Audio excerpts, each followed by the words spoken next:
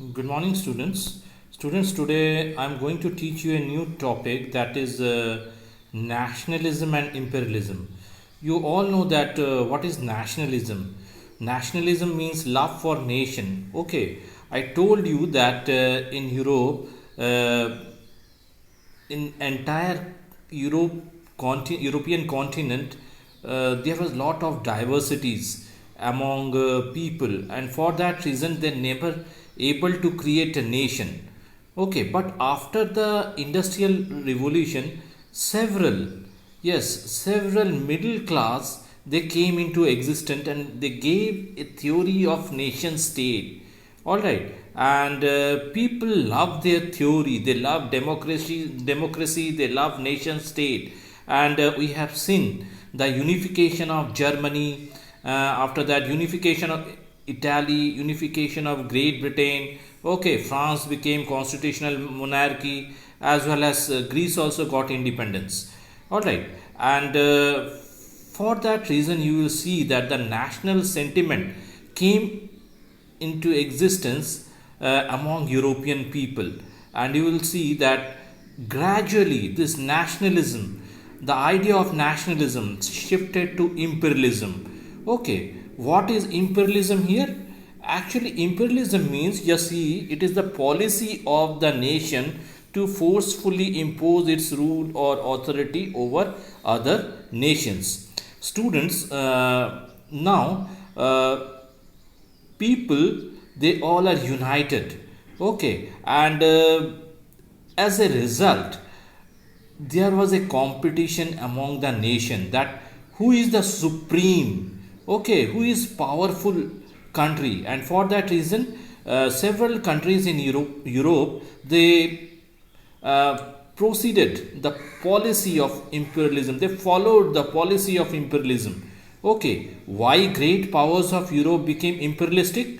Because first point here, wanted to be supreme. All right, I told you that now in Europe, several countries, okay, they are independent nation, and they want to be supreme. Okay, Germany in Europe wanted to be supreme, England wanted to be supreme. After that, your Italy wanted to be supreme, France wanted to be supreme, and for that reason in सब country में competition थी, that who is the superior country, who is the powerful country. All right, and for that reason they proceeded the policy of imperialistic ideas. Okay, and yes, of course, wanted to be supreme. This is the one point. Second, they want resources from other countries. Okay, third thing, they wanted more and more power. Fourth, they want glory and pride.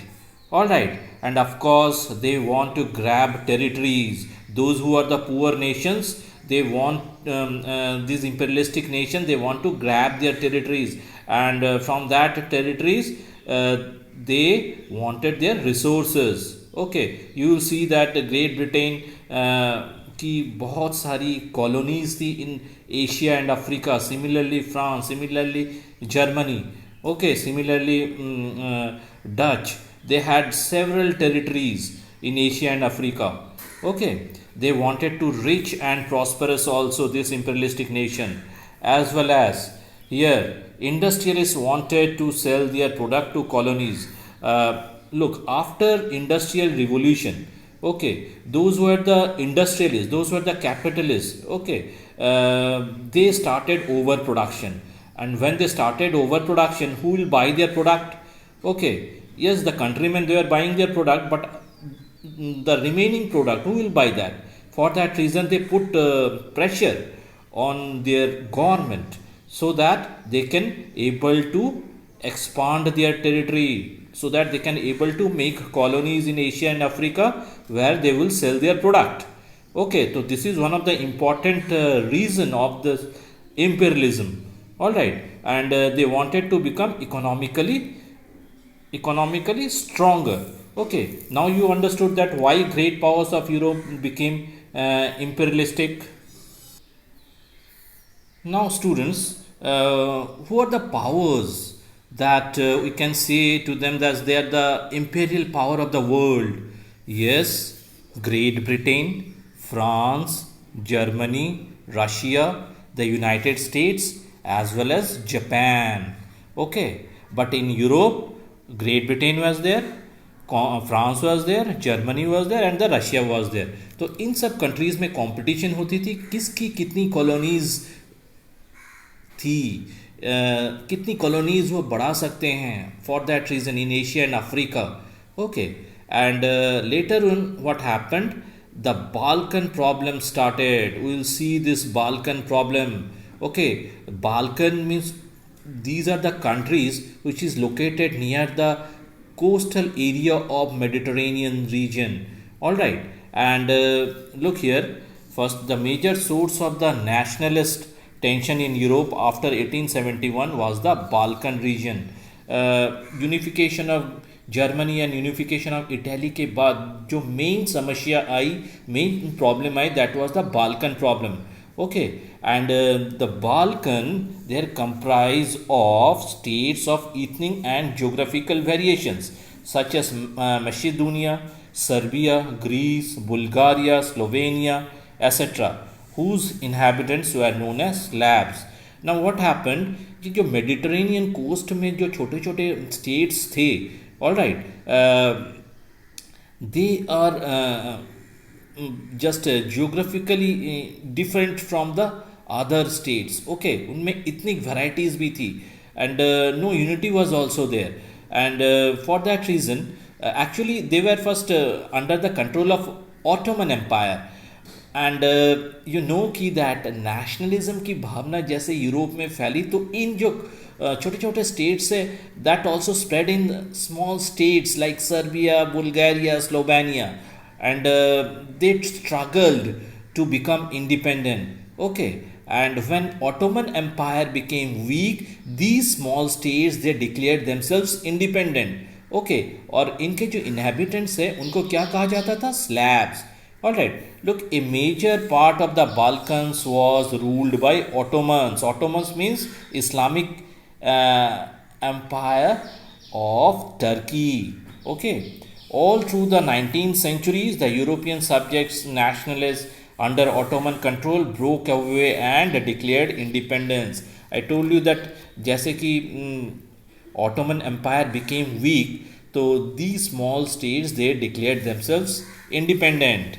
Okay, students, just see, after independence the Balkan states began becoming fiercely jealous of each other and began developing imperial ambition. Now these small states they become independence, and after independence what happened, they tried to expand their territories, and as a result small conflicts started, and it became a bigger problem when the European powers, okay, they tried to catch the fish in troubled water, right? Just see here, during the time other European powers also began planning on extending their influence and territory and establishing control over the Balkans. Now what happened, the great European powers they want to do trade in coastal area of Mediterranean region, okay, so that they can able to use the sea route, and अपने इच्छा अनुसार they helped the small states just for their selfish motives. All right, and what happened later on, the clash of imperial sentiments led to many wars between the major European powers and ultimately led to the World War I. That means this Balkan problem gave rise to the World War I.